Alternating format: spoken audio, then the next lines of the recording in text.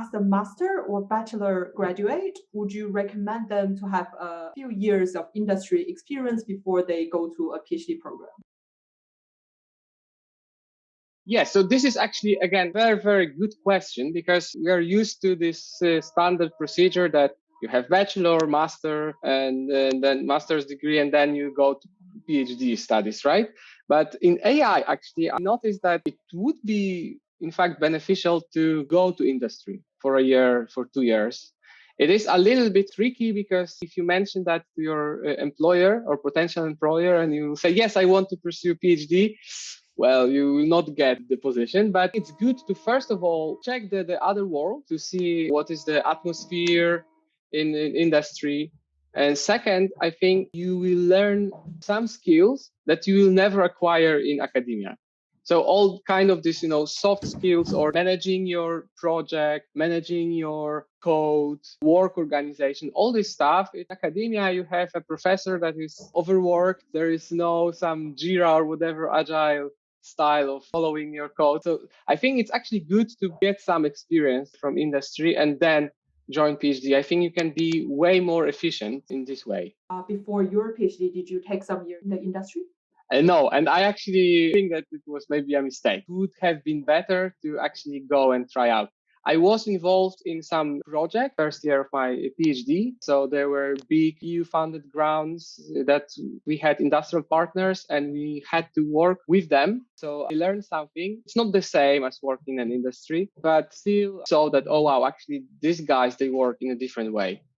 It is not something like, all right, let's go to whiteboard and write down some idea and then we can go for coffee and then, okay, I'll go home and I will work in the evening.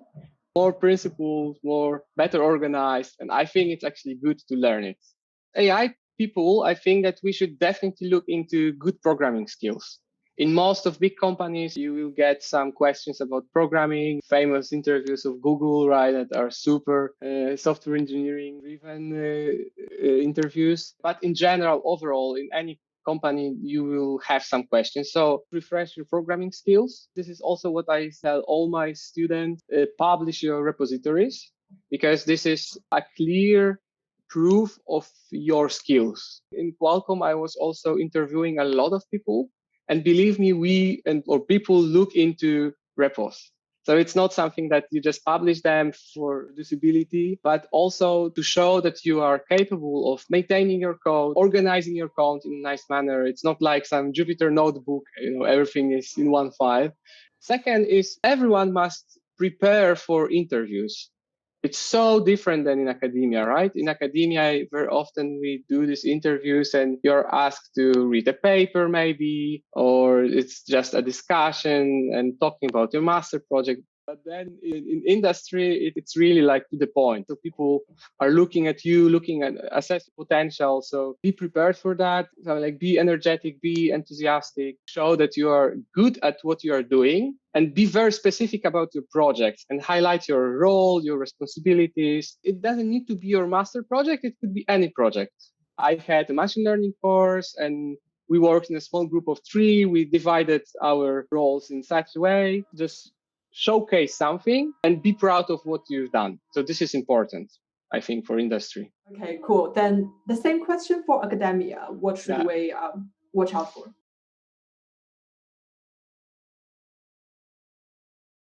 If you haven't published a paper and you apply for an industrial position, it's not so bad. But in academia, it's somehow crazy that these days people really look into papers, even though you're just finished your master's. It's crazy in my opinion, but this is what happens. And I've heard a lot about it in the USA. So try to write your thesis and try to think of a potential paper, at least maybe for a workshop. Not bother your supervisor that I want to pursue career in academia. So please help me with that. Is it good? Is it not?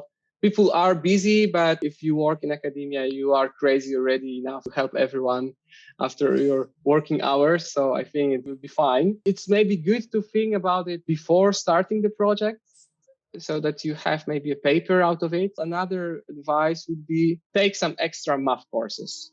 I think that this is so overlooked in AI. Sometimes I talk to people and they they say, yeah, but AI, it's, a bit of programming, a bit of math, a bit of philosophy, right? A lot of people these days talk about ethics in AI. It's a very important topic, but I would say it's on the philosophical part, not the AI part.